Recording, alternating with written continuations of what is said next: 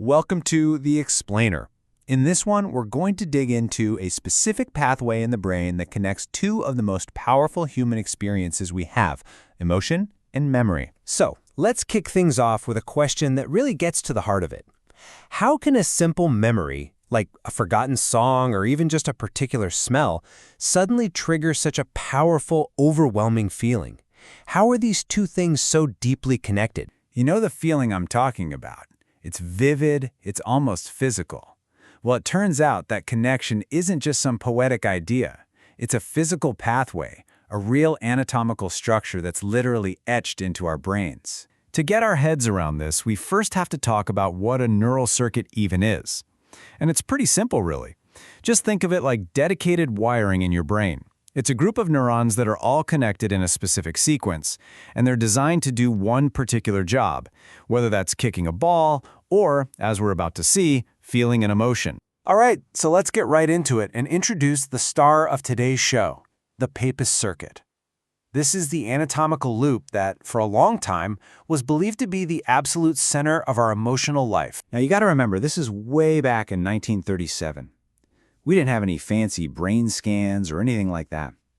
And this American anatomist, James Papez, he comes along with this truly revolutionary idea.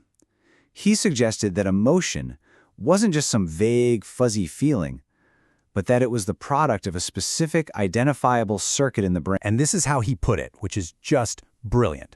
He basically said that this circuit was the physical place, the actual neurological bridge, where our thoughts could turn into feelings and our feelings could turn into thoughts. It was a bridge between the mind and the heart, and it was built out of neurons. So how does this actually work? Well, to find out, we're going to follow a single neural impulse on its journey. And that journey starts deep, deep inside the brain, in a structure that is absolutely vital for making memories. And that structure is the hippocampus. It's tucked away deep in your temporal lobe, and its main gig, taking all your daily experiences and cementing them, consolidating them into stable, long-term memories. It's kind of like the brain's official scribe, writing down the story of your life as it happens. All right, so now we're going to trace that signal as it leaves the hippocampus, our memory maker, and travels along this amazing circuit. This is the anatomical road trip at the very heart of Papez's theory. Okay, so here it is, the actual path that Papez mapped out. A signal starts in the hippocampus, our memory scribe, right?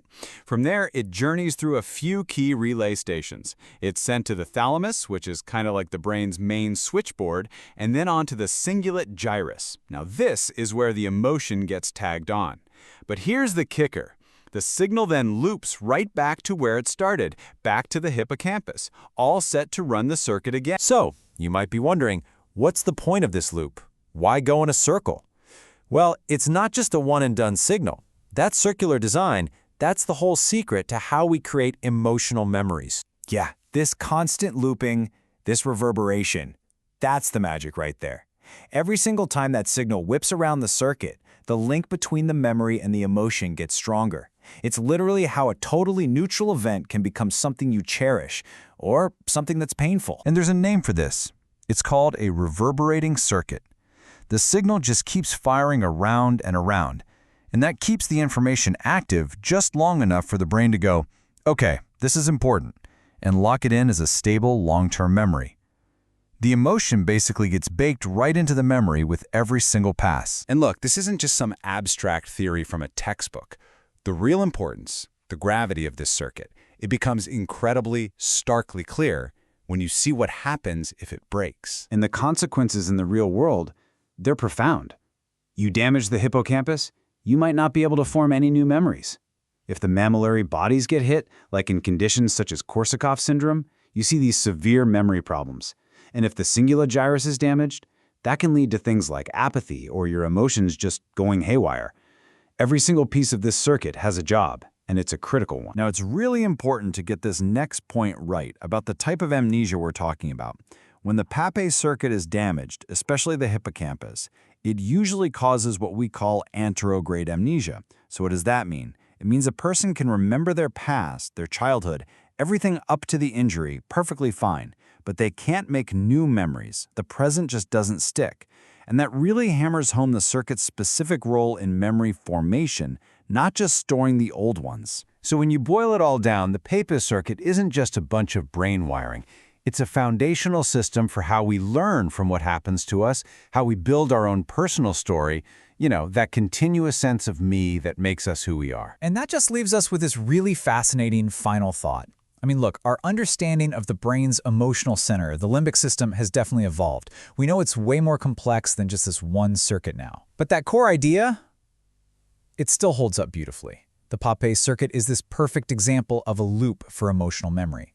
And it just makes you wonder, right? What other circuits, what other loops are running in the background, undiscovered, shaping all the complex programs that make you, well, you.